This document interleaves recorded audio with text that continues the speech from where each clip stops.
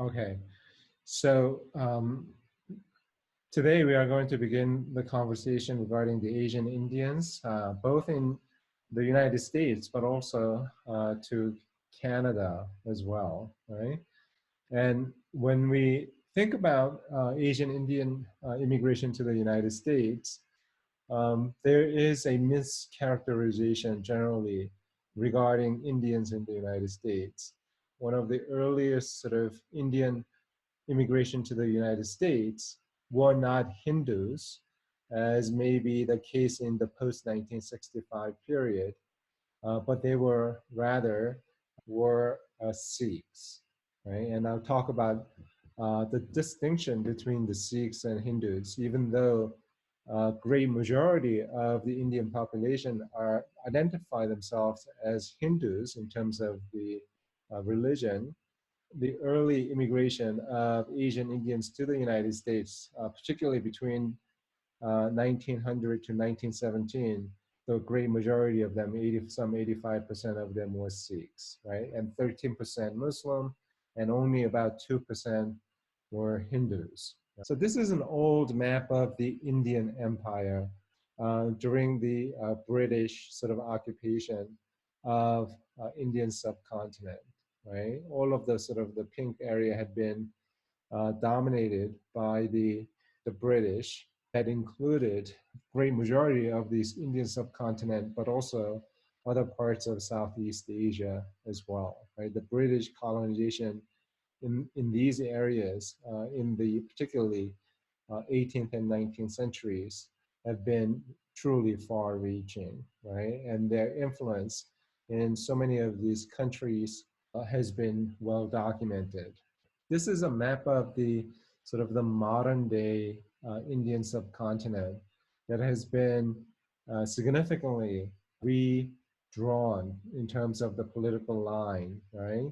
Where in 1940s, in 1947 to be precise, there was a partition of Pakistan and Bangladesh from the Indian subcontinent. And most of the people who are living in Pakistan and Bangladesh, or East Pakistan, were of Muslim descent. And the rest of the Indian subcontinent is, largely speaking, majority Hindus, right? So historically, there was a conflict over religious differences between these areas that are dominated by the Muslims in Pakistan and Bangladesh and Hindus in other parts of India. Now, what's interesting is that there were a lot of people who were somewhere in between the Hindus and Muslims. And that population is referred to as the Sikhs, right? And I'll talk about that a little bit more. So where, I guess, Asian Indians initially emigrate to. The British East India Company that we talked about earlier on the lesson regarding the Opium Wars, the British East India Company played a very significant role in terms of bringing opium into China, also led a major war in India through which they were able to colonize formally the Indian subcontinent. And one of the ways in which they did this was through the taxation system or through the economic sort of system. And they began to rule India economically. And as a consequence, most of the Indians experienced pauperization or systemic process through which they were divested or lost wealth and became poor. Most of the sort of the middle class lost way to the unfair economic system that the British had developed, leading to a cycle of debt. And many of the money lenders took their land and money through high interest rates. This is something that is not unusual for India. We saw a similar kind of process occurring against, say, for instance, the Irish population who had been a subject of British colonization for hundreds of years. In fact, even before the British colonization of India, the British had colonized for hundreds of years Ireland, and they had experienced a similar kind of economic crisis through unfair taxation, systemic pauperization, things like that, and through which they lost much of their land to the British. There was an important sort of the British connection that would enable many of the Asian Indians to go to places that the British had colonized. Wherever there were sort of British colonies, a lot of these men in particular from India were recruited to serve in the wars and also to serve as sort of the security guards or bodyguards for the royal families and other high class Brits in many of these colonial posts. They were usually of healthy sort of build, and they were recruited by the British police forces in Malay and China and other parts of British colonies. The first wave of Asian Indian migration to the Americas occurred at the turn of the 20th century. Because of their strong bills, the new immigrants were soon recruited to work in the lumber yards and steel factories. And the factory owners also convinced these first arrivals to call others from Shanghai and Hong Kong, which were also part of British influence, spheres of influence during that time period. And eventually, a good sort of force of Indian workers had formed. This is a summary of Asian Indian immigration to the United States, beginning in the early part of the 1800s to about 1920s, when Asian Indian immigration to the United States would effectively come to an end. They experienced the similar kinds of immigration exclusion, as was the case against the Japanese before them and the Chinese even earlier.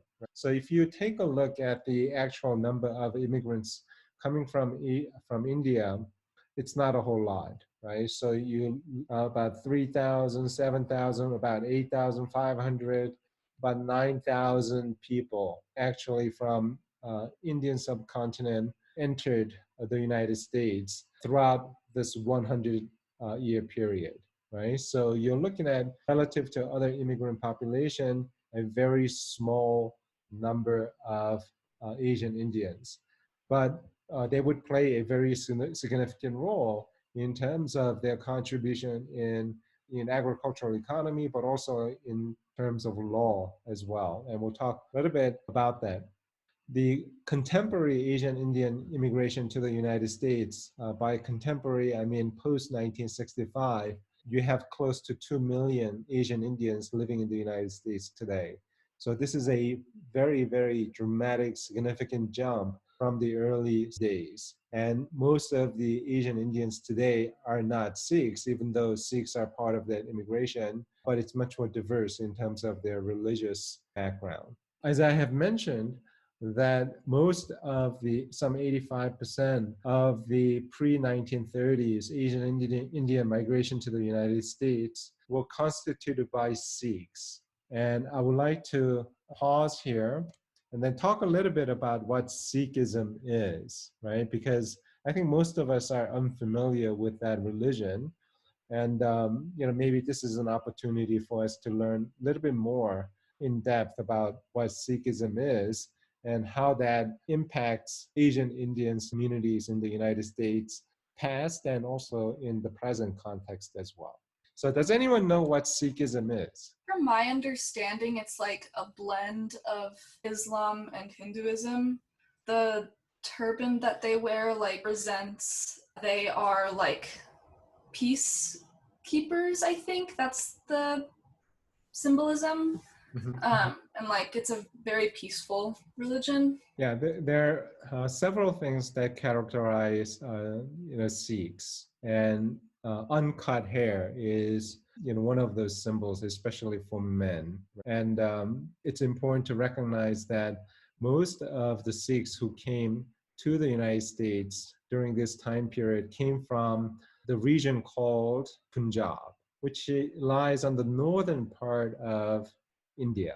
That includes present-day Pakistan, for instance, east of Pakistan, and north of Pakistan as well. So all of those regions were occupied by Sikhs, whose religion sort of reflects the diversity of people that live there, right? So that included the mainland, the mainstream sort of Hindus, as well as the Muslim minorities. And so they were able to kind of embrace both traditions, and they were able to turn that into a heterodox blended religion called Sikhism that combines Islamic Sufism and Hinduism. And they are characterized by some sort of important teachings by what is known as the gurus or the teachers of Sikhism, right? And I'll go into some of the main gurus that help to define parameters of Sikhism over, I guess, many generations,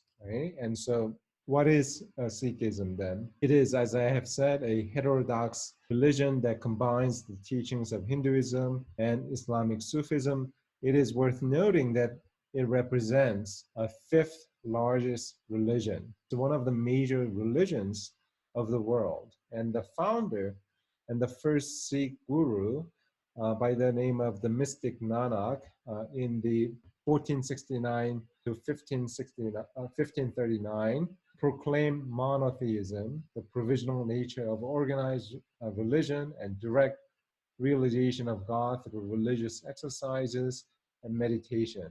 And he opposed idolatry, ritual, unorganized priesthood, and the caste system. So this is something that is very sort of revolutionary for the time period, because in the mainland India, during India, caste system was a very important social order for many, many generations. But Sikhs, one of the, I guess, the earliest gurus, had denounced caste system. So that's an important sort of historical, factual information.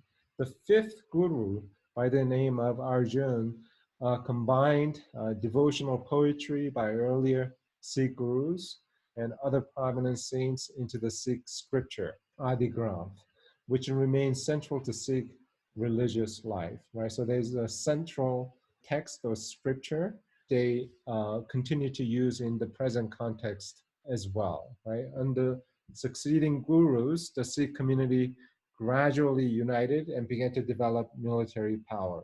Perhaps the most significant guru who influenced Sikhism is this guru by the name of Govind Singh, right? He was the 10th and the final guru who instituted certain practices that have become fundamental to Sikh identity in the present context as well. So through the initiatory rite, after which the initiate takes the surname Singh. So if you converted to Sikhism, if you're male, you will adopt the last name Singh, right? Named after Govind Singh, who was the 10th and final guru. And Kaur, if you are a female. And he created this military fraternity called Khalsa, which means pure, whose ideal was the soldier saint, right? To be very brave, but at the same time, one must maintain sort of saint-like qualities, right? Not to fall into the temptations of the worldly.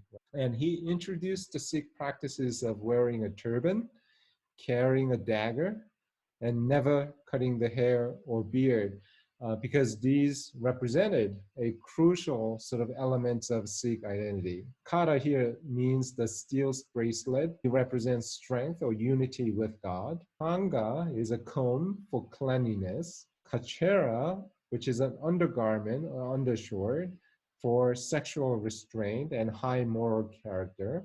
And kirpan, or dagger, representing truth and justice.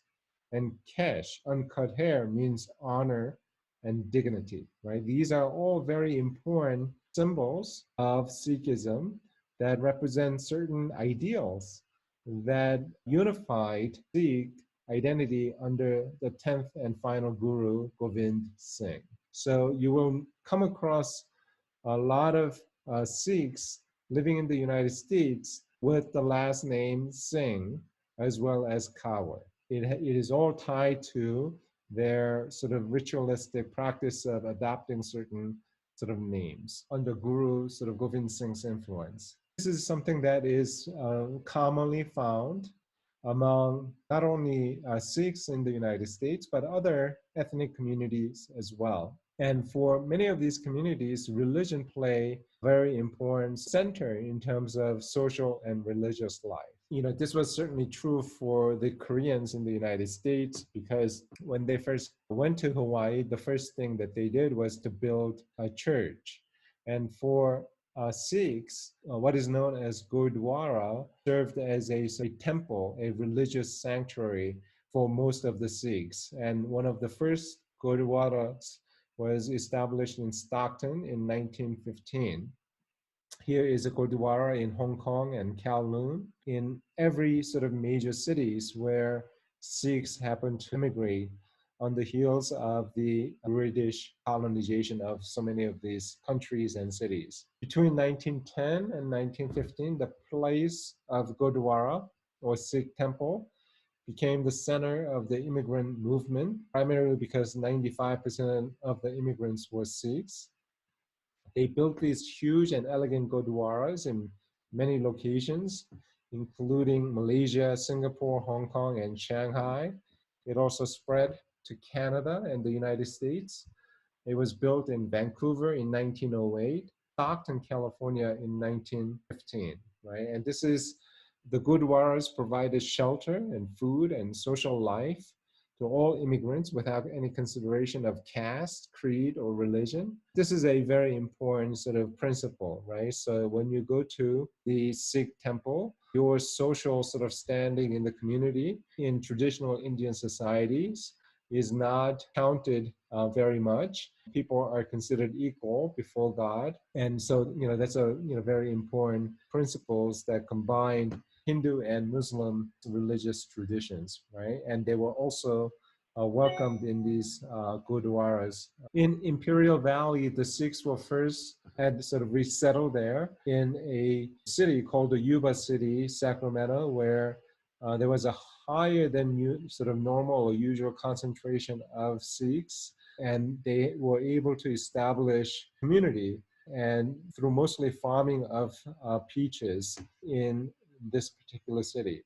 Sikhs were also critical in laying railroad tracks during this time period that served to sort of connect the Pacific and Eastern railroads. In Oregon here in 1909, the picture demonstrates, Sikhs laying the railroads in Oregon in the northwestern part of the United States. But soon after their immigration started, Asian Indians also experienced backlash by the various anti-Asian immigrant populations. One of the first acts that was established against the immigration of Asian Indians was the Immigration Act of 1917, which established both the literacy test and the Asiatic Barred Zone that specifically targeted Asian Indians. And this was based upon a government report of 1911 known as the Dillingham Report that denounced Southern Europeans as inferior and Indian immigrants as the least desirable race of immigrants thus far admitted to the United States. Further, the language of the 1917 Act added to the excluded classes persons of constitutional, psychopathic inferiority, persons suffering from chronic alcoholism, vagrants, stowaways, and persons from an Asiatic bar zone, which included the larger number of Asiatics outside of Chinese and Japanese citizens, right? So this was a time period in which we wanted to exclude all kinds of people that were perceived to be detriment to the, overall health of the American society. Among these populations were the entire ethnic populations that were covered under the Asiatic bar zone. The map here demonstrates, the map area in green demonstrates all of the nations and countries and cities that were covered under the Asiatic bar zone under the Immigration Act of 1917. Were Sikhs seen as dangerous because of how they were perceived as like strong? Yeah, I'm just wondering if they were perceived as like a threat.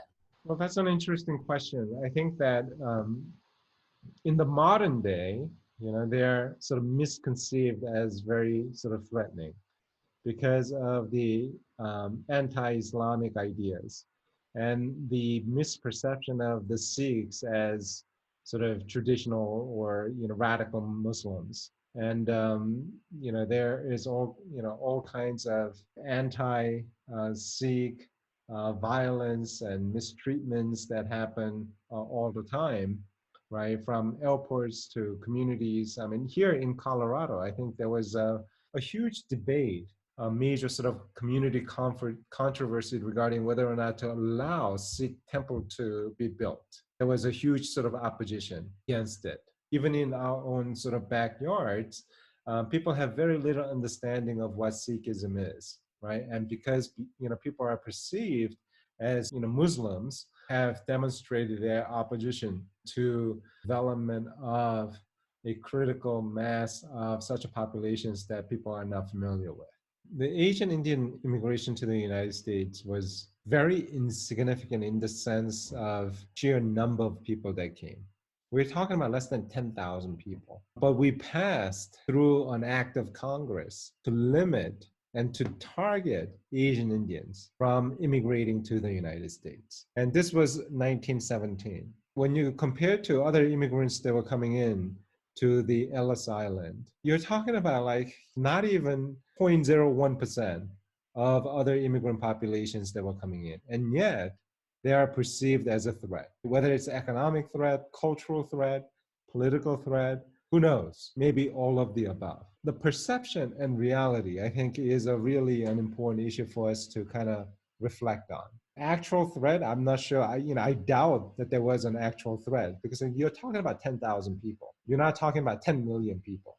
And yet they were perceived as undesirable. And these anti-Asiatic sort of leagues that were bent on preventing another sort of Asian population from coming into the United States must have sort of propagated some notions about who these people are. And for it to make it to all the way to the US Congress through a sort of act of congressional legislation, a bill to sort of limit and exclude Asian Indians from coming into the United States.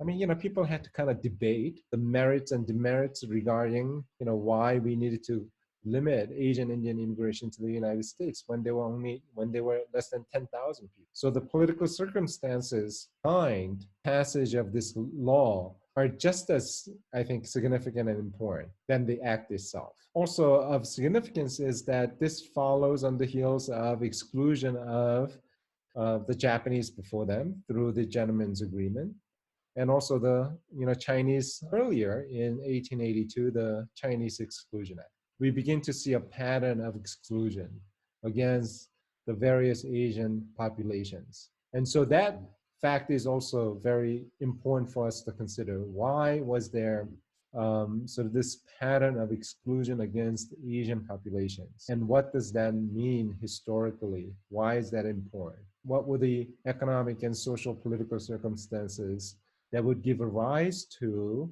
right, these kinds of movements that seek to drive out the Chinese, the Japanese, Asian Indians now? And what would happen to other Asian immigrants that would come to the United States? What would be the fate of Filipinos? What would be the fate of, other populations that are coming? How will they be perceived by the mainstream American society? I think all of these are, important for us to consider and reflect on, right? And make it relevant to present day situation.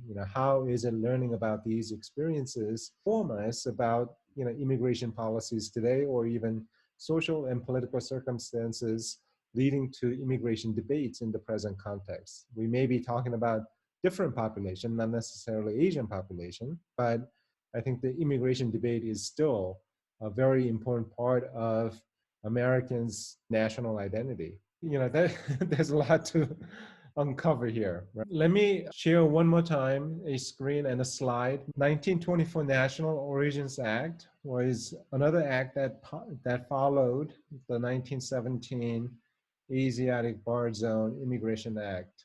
This is also known as the Quota Act and also Immigration Act of 1924. Some of you may be familiar with the 1924 Immigration Act. Some of you, it may be brand new sort of information, right? But I think it's important to talk about what was going on during this time period where we passed a string of anti-immigration laws during this time period, right? So in 1917, we would establish literacy tests and the Asiatic Bar Zone.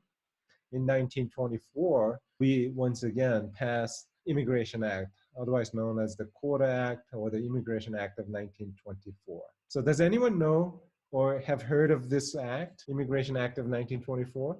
Well, this was an interesting act because this was the first time in which U.S. Congress once again decided to limit the immigration of not so much Asians, but of Southern and Eastern European groups. And it is also known as the Quota Act because they wanted to set limits as to how many people from each country would be eligible to enter the United States as immigrants.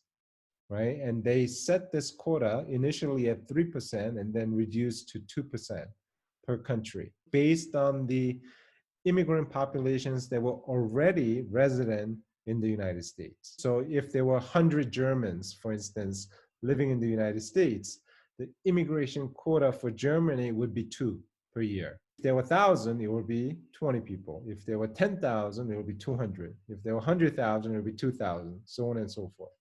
Right? So 2% of the immigrant population already residing in the United States. So say, for instance, if you were Asian Indian, if there were 10,000 people, the quota would be 200, but then Asian Indians would be excluded under the 1917 Asiatic Barred Zone. The law had, as its sort of design, intended to exclude the Southern and Eastern European immigrant populations, right? So the first task was to figure out precisely how many sort of immigrant populations, ethnic populations were already residing in the United States. The census. It will be through census. So this law was passed in 1924. And how often are these, census surveys taken? 10 years. Every 10 years, right? And so we had just completed year 2020 census, did we not? In 1924, they probably had access to the census that was most recently taken, which would have been in the year, if the law was 1920, right? You would think that, they would have access to information about how many sort of different ethnic populations would be living in the United States based on the 1920 census. But guess what? They did not use the 1920 census to arrive at that 2%. Instead, they used the census from 1890. Why on earth would they use, census from 1890 when they probably have the census data from 1900, 1910, and 1920? And most logically, it should have been 1920, but they chose the year 1890. Therein lies the motivation behind the lawmakers intend to exclude Southern and Eastern Europeans, because between 1890 and 1920, huge number of Southern and Eastern European groups entered the United States. So they wanted to arbitrarily lower a quota for these ethnic populations by utilizing the 1920 census. And by Southern and Eastern Europeans, who do I mean by that? Italians, Russians, just like in the Balkan region. Slavs and all of those populations whose culture was perceived to be not only different, but antithetical to, right, the mainstream, non-Catholic, but Protestant American society. They spoke different languages, they practiced different religions, and their cultures were not mainstream sort of American Protestant dominated sort of culture. In addition to targeting the Southern and Eastern Europeans, the 1924 law also prohibited those who were ineligible for naturalized citizenship. Again, the code language referring to mostly Asians, because during this time period in 1920s, whites and blacks could become naturalized citizens, right? And Mexicans through the Treaty of Guadalupe Hidalgo already became citizens, and they were classified as white in many cases, thus being eligible to naturalized citizenship. The only other population that could not become naturalized citizens was Asians. The indigenous Native American populations had their own sort of tribal laws that governed their ability to become citizens, right? And in 1924, the same year, we passed the Indian Citizenship Act that enabled Native Americans to become citizens through both naturalization and also birthright. And so the only population that was prohibited from becoming naturalized citizens during this time period in 1924 was Asians, right? So if the Chinese Exclusion Act, the Gentleman's Agreement, and the 1917 Asiatic Barred Zone did not prohibit in their completeness other Asians from immigrating to the United States, the 1924 law that stipulated those who are ineligible to become naturalized citizens from, from, I guess, taking advantage of immigration laws in the United States. They too were prohibited from coming into the United States, right? And so there are a lot of sort of overlapping issues that were happening during this time period around 1920s, which we will discuss next time we meet, right? There were a lot of political sort of cultural developments that were happening during this time period that provide some sort of context as to why Congress felt compelled to pass the Immigration Act of 1924. Okay, and we'll continue the conversation regarding the Sikh American experience next time.